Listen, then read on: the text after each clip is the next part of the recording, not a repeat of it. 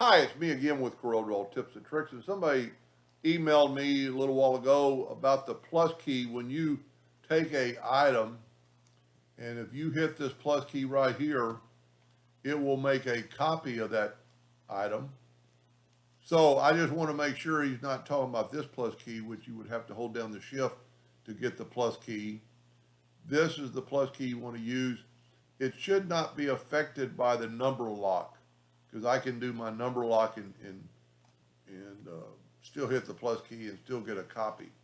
Now, the reason you would want to use that plus key over the control D, which is duplicate.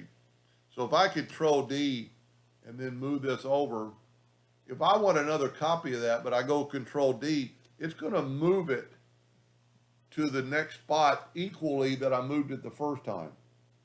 Now that's real important and really helpful.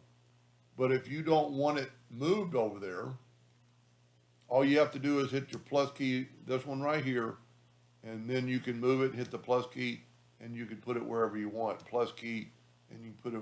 He said he has, can't remember what version of Corel he had. It shouldn't matter. This should always work on any version.